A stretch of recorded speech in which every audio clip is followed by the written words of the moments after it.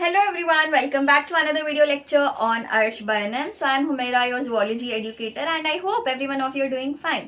तो ये जो वीडियो है मैं कल से रिकॉर्ड करने की कोशिश कर रही हूँ, but then every time I try to record there is a problem with the laptop और विद द फोन और विद द डिजिटाइजर. बहरहाल मैं वीडियो नहीं रिकॉर्ड कर पाई कल. So I am trying it today. I hope एक बारी में रिकॉर्ड हो जाए. So yeah guys, if you're watching this video, please make sure to give it a like, do share it with your friends and don't forget to subscribe to my channel. तो जैसे कि आप लोग screen पे देख सकते हैं, आज हम करने वाले हैं type study of Hirudinaria granulosa.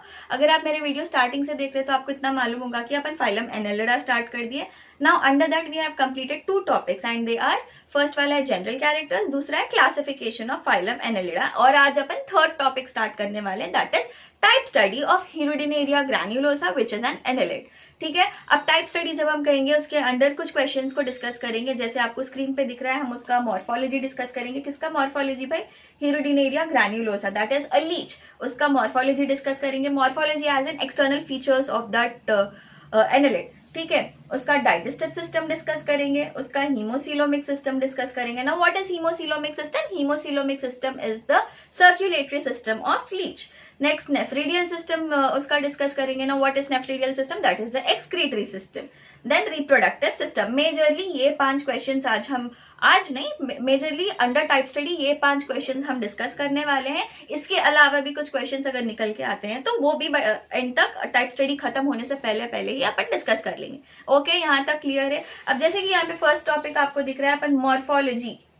In this video we are going to discuss this first topic and that is morphology. ठीक है जी, स्टार्ट करेंगे वीडियो को. इतना तो आई होप क्लियर है आप लोगों को टाइप स्टडी के अंदर अपन क्या क्या करने वाले हैं. ठीक है जी, अब आपको स्क्रीन पे 2 क्वेश्चंस दिख रहे हैं. पहला है describe the morphology of Hirudinaria species. तो मॉर्फोलॉजी डायरेक्टली पूछ रहा है, तो जो भी अपन आज वीडियो में डिस्कस करने वाले हैं आप वो लिख के आ जाएंगे. बट दूसरा क्वेश्चन देखो, describe the external characters and segmentation in leech. Now this is also one of the same thing. यहाँ पर बस मॉर्फोलॉजी का सिनोनिम पूछा गया है, that are nothing but external characters. उसके लिए भी आपको यही आंसर लिखना है. अब डिफरेंट टाइप्स के यहाँ मैं हर वीडियो में क्वेश्चंस लेती हूँ, इसीलिए ताकि आपको भी एक अंदाजा रहे कि क्वेश्चन किस फॉर्म में आ सकता है. अब एग्जाम में इनमें से कोई फॉर्म में आ जाए या इसके अलावा भी दूसरे फॉर्म्स में भी क्वेश्चन आ सकता है. But it is just that you have to be smart enough to understand कि क्वेश्चन पूछ क्या रहा है, आपको आंसर क्या लिखना है. ओके, अब आपको ना आपके कॉन्सेप्ट्स क्लियर होने चाहिए, थोड़े वर्ड्स के मीनिंग्स क्लियर होने चाहिए ताकि आपको क्वेश्चन इजीली समझ में आ जाए. जैसे देखो यहाँ पर मॉर्फोलॉजी पूछा, नेक्स्ट में उसका सिनोनिम, उसका meaning that is external characters पूछा. तो थोड़े वर्ड्स के ऐसे मीनिंग्स भी आपको पता होने चाहिए ताकि आप क्वेश्चन का राइट आंसर दे सको. ठीक है, अब अपना आंसर स्टार्ट करेंगे अपन. Now for this question you will start your answer with Hirudinaria का कॉमन नेम हमने यहाँ पर लिखा है, क्योंकि देखो आपको जब एक्सटर्नल फीचर्स पूछे गए हैं तो आप डायरेक्टली एक्सटर्नल फीचर्स से नहीं स्टार्ट करेंगे. लाइक कॉन्वर्सेशन में भी अगर आप देखोगे तो आप सामने वाले को डायरेक्ट जाके अपने काम की बात नहीं करोगे. आप क्या करोगे, पहले उनको सलाम करोगे या नमस्ते या फिर हेलो हाय कुछ बोलोगे ना. सो आप एक कॉन्वर्सेशन करने के लिए you will have a proper start और एंड भी बाय अल्लाह हाफिज बोल के करते हैं आप, तो वो भी प्रॉपर एंड करे. तो वैसे ही ठीक वैसे ही आंसर लिख रहे जब भी, your answer should have a proper start and a proper end. Now why I am telling you to have a proper start and a proper end for your answer is, आपका paper corrector जो भी रहेगा, answer का कोई भी part उतना impactful नहीं रहेगा पेपर करेक्टर पे जितना कि स्टार्ट और एंड का रहेगा. So that is the reason why I am asking you to have a proper start in your video and properly video को एंड भी प्रॉपर आपके आंसर को प्रॉपरली स्टार्ट भी करना होता है एंड आंसर को प्रॉपरली एंड भी करना होता है. I hope you are getting my point. तो यहाँ पर हमने स्टार्ट किया है हिरुडिनेरिया का कॉमन नेम लिखते हुए. Hirudinaria is commonly called as common Indian leech. Now it is found in fresh water, ponds, lakes, slow streams and swamps. ठीक है जी, तो इन लोग फ्रेश वाटर में दिखते हैं, ponds, lake, slow streams and swamps में दिखते हैं. थोड़े स्पीशीज ऐसे हैं जो मराइन फॉर्म्स होते हैं, थोड़े स्पीशीज ऐसे हैं जो टेरेस्ट्रियल फॉर्म होते हैं, टेरेस्ट्रियल मतलब लैंड पर जो मिलते हैं, एंड थोड़े स्पीशीज ऐसे हैं जो फ्रेश वाटर हैबिटेट में हमको मिल जाते हैं. ठीक है, many of them are ectoparasites. Now ectoparasite का मीनिंग अपन लास्ट वीडियो में भी डिस्कस करें, ये वीडियो में भी एक बार कर लेंगे. तो एक्टो मतलब ऑन, पैरासाइट मतलब तो अपन को मालूम है. तो the organism that live on other organisms and they derive nourishment from them are called as ectoparasites. I hope ectoparasites का डेफिनेशन क्लियर है. ठीक है, तो ये था जनरली हिरुडिनेरिया के बारे में। नाउ अपन अपना मेन आंसर पे आ रहे, that is external features. External features में देखो, फर्स्ट अपन पढ़ेंगे उसके साइज एंड शेप के बारे में। First we are going to study about the size and shape of Hirudinaria. तो उसकी एवरेज लेंथ रहेगी 10 to 15 centimetres and they may grow up to 30 to 35 centimetres. Next उसकी बॉडी देखो, बॉडी कैसी है उसकी, body is soft vermiform, vermiform मतलब worm like, ठीक है। Body is soft vermiform, elongated, dorso-ventrally flattened, bilaterally symmetrical and metamerically segmented. तो ये सब चीजों के मीनिंग्स अपन को मालूम, क्योंकि अपन शुरू वीडियो से डिस्कस कर लेते हुए आ रहे हैं। आई होप एक्सप्लेन करने की जरूरत नहीं है यहाँ पे। तो ये बॉडी के अंडर मैंने और पॉइंट्स लिखे हैं, जैसे soft vermiform, elongated, dorso-ventrally flattened, bilaterally symmetrical, metamerically segmented. ये सारे अलग अलग पॉइंट्स आपको आंसर पेपर में अलग नहीं लिखने हैं। ये जो भी मैंने लिखा है, this comprise of one single point only. आपको एग्जाम में कैसा लिखना है, the body of Hirudinaria is soft vermiform, elongated, dorso-ventrally flattened, bilaterally symmetrical and metamerically segmented। ये सारा का सारा आपका एक पॉइंट रहेगा, ठीक है।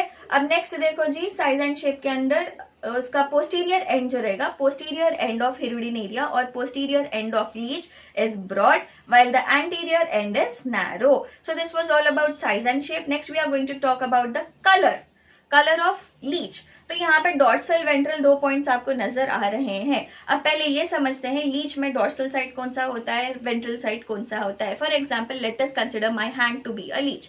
इसको अपन हिरुडिनेरिया कंसिडर करेंगे, कंसिडर ही करना है सिर्फ, ठीक है। अब इसका जो आगे वाला हिस्सा रहेगा वो रहेगा वेंट्रल साइड, और इसका जो पीछे वाला हिस्सा रहेगा that will be the dorsal side. Okay, तो अब कलर के अंदर क्या लिखे अपन, डॉर्सल साइड उसका रहेगा olive green in colour. The dorsal side of leech is olive green in colour. ये वाला हिस्सा, पीछे वाला जो हिस्सा है लीच का, that is olive green in colour. By the ventral side is orange yellow or orange red in color. I hope this is clear. Next जी, under external features will talk about segmentation. अब segmentation में अगर आप देखोगे, unlike other annelids, Hirudinaria के पास definite number of segments रहते हैं। When we say definite number of segments, that means कितने सेगमेंट्स रहेंगे उनके पास टोटल रहते हैं 33 सेगमेंट्स, ठीक है। Now each segment is further divided into smaller ones called as annuli. ये अपन लास्ट वीडियो में डिस्कस कर रहे थे। फॉर एग्जाम्पल अब ये देखो, ये एक सेगमेंट है लीच की बॉडी का, ये दूसरा सेगमेंट है, ठीक है। अब इसमें अगर आप देखोगे तो every segment is further divided into further smaller segments. अब ये जो फर्दर स्मॉलर सेगमेंट्स है, हम इन्हें कह देंगे एन्यूलाई। सिंगल को कह देंगे एन्यूलस, मोर देन वन अगर रहेंगे तो उन्हें कह देंगे एन्यूलाई। ओके, यहाँ पे ये ड्राइंग से आई होप आपको क्लियर है। जो एक सेगमेंट है उसके अंदर फर्दर डिविजन्स होके हैं, वो उन डिविजन्स को अपन कह देंगे एन्यूलाई, ठीक है जी, क्लियर है।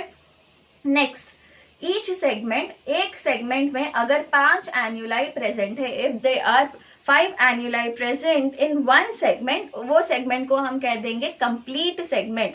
अगर 5 एन्यूलाई से कम है segments, if they are less than 5 annuli, then that means that segment is said to be an incomplete segment. Next हम बात करेंगे सकर्स के बारे में। तो इनके पास होते हैं 2 सकर्स, एक एंटीरियर सकर और एक पोस्टीरियर सकर, ठीक है जी। अब ये दोनों सकर्स क्या है, कहाँ प्रेजेंट होते हैं, वेंट्रल साइड पे प्रेजेंट होते हैं। वेंट्रल साइड पे, लीच के वेंट्रल साइड पे दोनों सकर्स प्रेजेंट होते हैं। ये भी अपन लास्ट वीडियो में डिस्कस कर रहे थे। तो ये सकर्स किस में हेल्प करते भाई, it helps the leech for the attachment to the substrate and in locomotion. Addition, attachment में ये सकर्स हेल्प करते हैं, now along with attachment in लोगों लोकोमोशन में भी हेल्प हो जाता, ये सकर्स हेल्प करते, ठीक है। अब पहले अपन बात करेंगे एंटीरियर सकर्स के बारे में। नाउ एक चीज आप लोग समझो, we are doing external features. External features के अंडर अपन क्या कर रहे हैं, सकर्स डिस्कस कर रहे हैं। अब सकर्स के अंडर अपन उसके एंटीरियर सकर्स के बारे में डिस्कस कर रहे हैं। Now the anterior suckers are also called as cephalic suckers और oral suckers. Anterior suckers are also called as cephalic suckers या ओरल सकर्स। इनका शेप क्या हो जाएगा, they are oval in shape, और ये कहाँ प्रेजेंट है वो अपन डिस्कस कर लिए, that they are present on the ventral, that is present, anterior sucker is present on the ventral side. अब एंटीरियर सकर बनता कैसे है, anterior sucker is form by the fusion of prostomium and few initial segments of leech. Now what do you mean by prostomium? Upon last video में इसका meaning discuss कर रहे थे। Prostomium is nothing but a lobe that covers the mouth. तो prostomium और few initial segments of the leech fuse together to form the anterior sucker. Next जी देखो, anterior sucker में आपको एक चेम्बर दिखता, एक कप लाइक चेम्बर दिखता, which is called as pre oral chamber, which is a cup like chamber. Now this pre oral chamber will lead to the triradiate mouth of the leech. ठीक है, pre oral chamber कहां पर है? Anterior sucker में present है। कैसा shape है उसका? It is cup like. Now this pre oral chamber will lead to the triradiate mouth of the leech. Now this was all about anterior sucker. Now let us talk about the posterior sucker. अब posterior sucker is also called as anal sucker. Posterior sucker को हम anal sucker भी कह सकते हैं। उसका shape क्या है? Circular shape. एंटीरियर सकर क्या शेप का था? ओवल। इसका क्या है? Circular. Now this posterior sucker is large in size, थोड़ा बड़ा होता है साइज में। ये कौन से साइड में प्रेजेंट होता है? It is present on the ventral side. And how is the posterior sucker formed? It is formed by the fusion of last 7 segments. Out of 33 segments in leech, जो last के 7 segments होते हैं वो fuse करके बनाते हैं posterior sucker of the leech. Now moving ahead with the sense organs and receptors.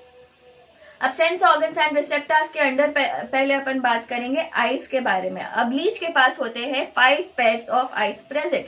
5 pairs of eyes मतलब total उनके पास रहेंगे 10 आइज। ठीक है, अब ये कहाँ पर प्रेजेंट है? आइज उनके डॉर्सल सरफेस में प्रेजेंट है। They are present on the dorsal surface. और इनिशियली जो 5 सेगमेंट्स रहते हैं, first segment, second segment, third segment, fourth segment, fifth segment, ये 5 सेगमेंट में एक एक पेयर ऑफ आई प्रेजेंट रहती। Like first segment will have 1 pair of eyes, second segment will have the other pair of eyes, third segment will have the third pair of eyes, fourth will have the fourth pair of eyes, and fifth segment will have the fifth pair of eyes. अब अपन पहले discuss करेंगे segments are further divided to form annuli, right? अब हर segment में annuli present रहते।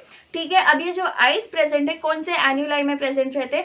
Now these pairs of eyes are present in the first annuli of first 5 segments. I hope this is clear. अब for example first segment में annuli present है तो कौन से 3 annuli present है? फॉर एग्जाम्पल, ठीक है, एग्जाम्पल के तौर पे मैं बोल रही हूँ, फर्स्ट सेगमेंट में अगर 3 एन्यूलाई प्रेजेंट है तो 3 एन्यूलाई में से जो फर्स्ट एन्यूलाई रहेगा उसमें 1 पेयर ऑफ आई प्रेजेंट रहते। Same is the case with second, third, fourth and fifth segment.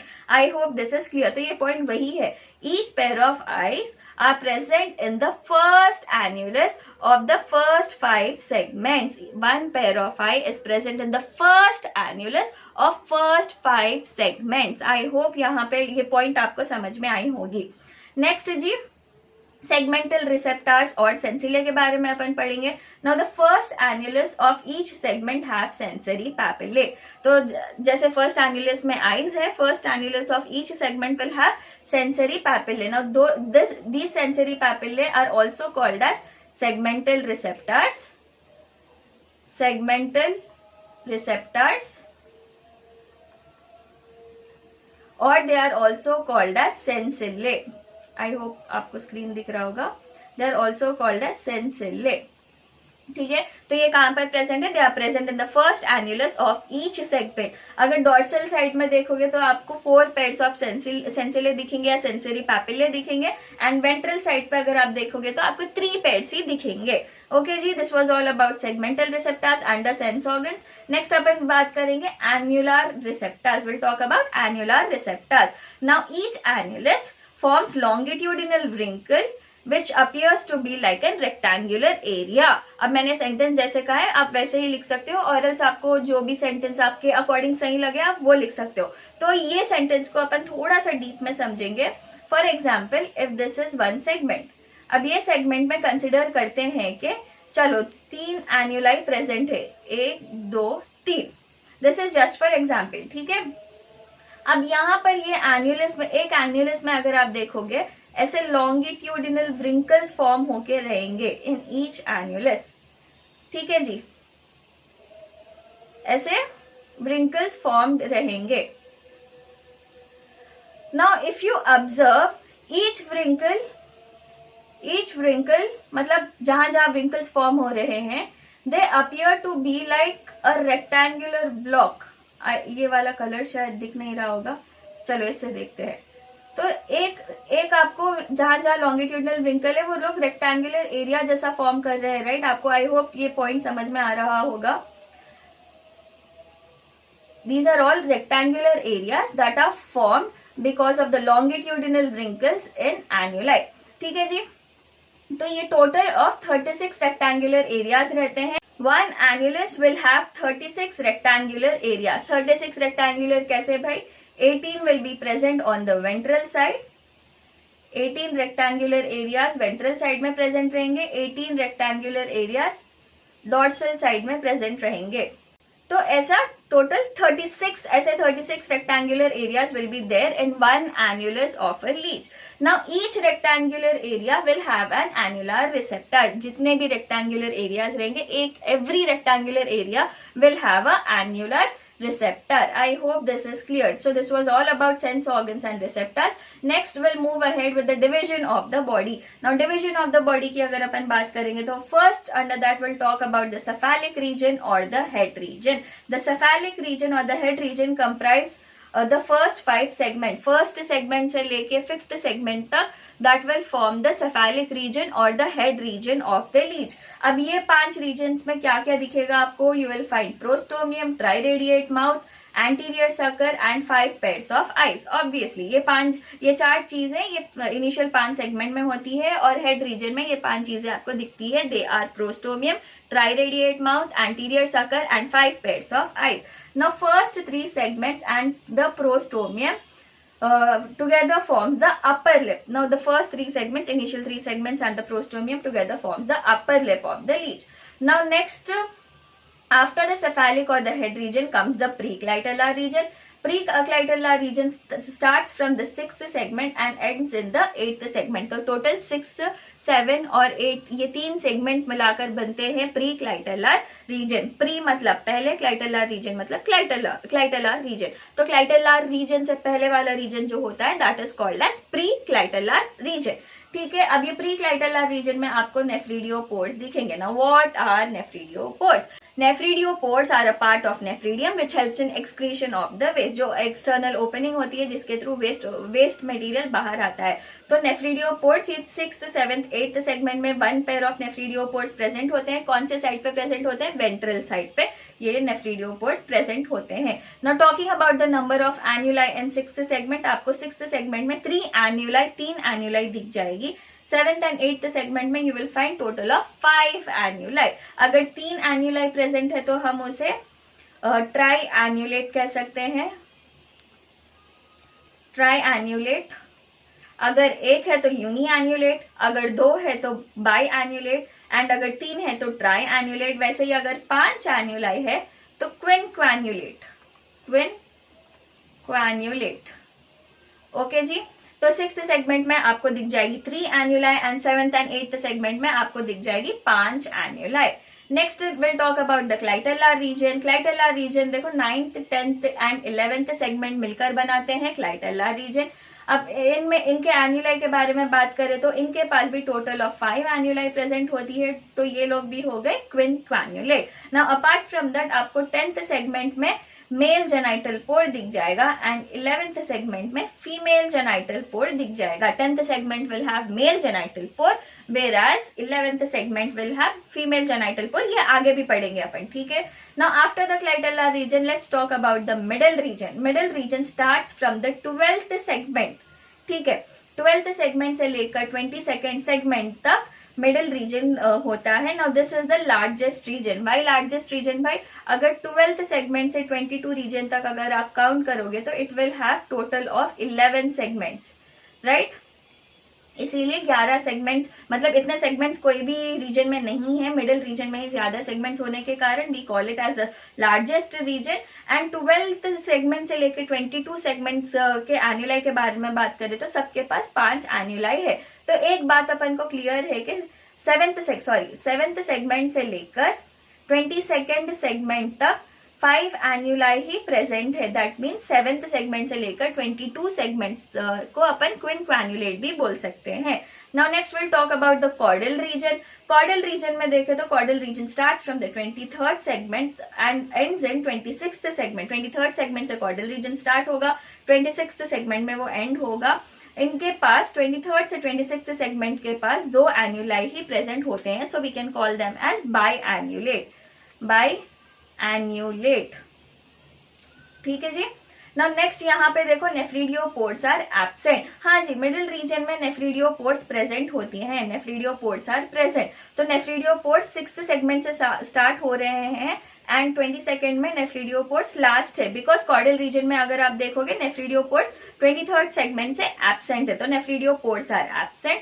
Next will talk about the posterior sucker. Posterior sucker 27th segment से लेकर 33 सेगमेंट्स, लास्ट 7 सेगमेंट्स बनाता है। मतलब अपन पहले भी देखे थे कि last 7 segments of a leech fuse together to form the posterior sucker. So that starts from 27th segment and end हो रहा है last segment of the leech, that is 33rd segment. और पूरे ये 27th सेगमेंट से लेकर 33 segments में only one एन्युलस is present, तो ये हो जाएगा यूनी एन्युलेट।